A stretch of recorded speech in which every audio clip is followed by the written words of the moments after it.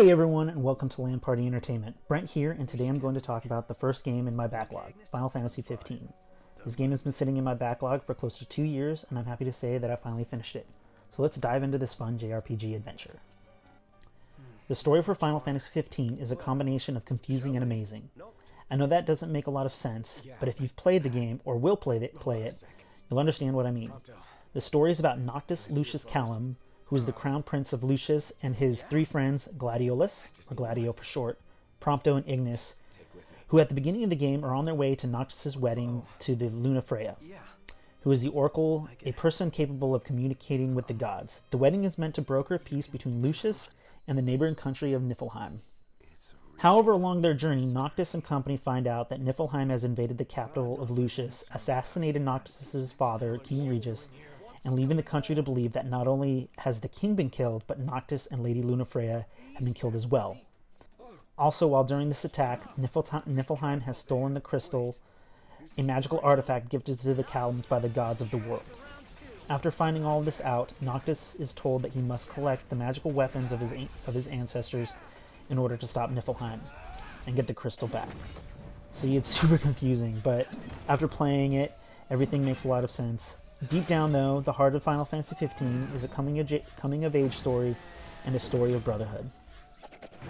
Final Fantasy 15 plays a lot differently than what you would expect from a Final Fantasy game. Normally, when you play a Final Fantasy game, you expect to wander around and then randomly encounter enemies in combat scenarios, where you, your team, and the enemies would take turns attacking each other. In this game, however, the enemies are there for you to see and attack without entering a combat scenario, and you can also choose to run away from the enemy if you choose to. Like any other Final Fantasy game, you and your party level up, and while leveling up your party members, you and them will earn new abilities that you can equip and have them perform in battle.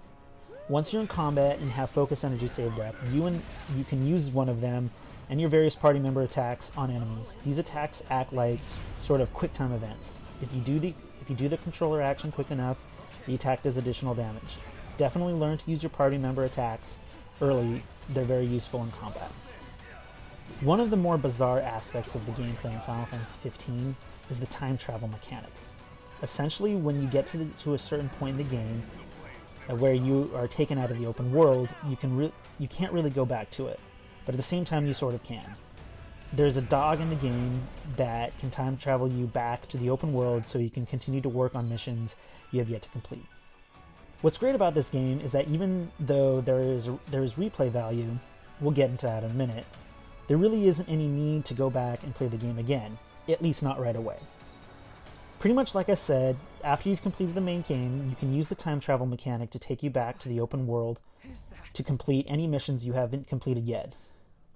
But at this point, after you've completed the main game, there are now endgame bosses to be fought. With that being said, the story itself is enough to start the game over again. All in all, Final Fantasy 15 is an awesome game, and I'm glad I finally finished it.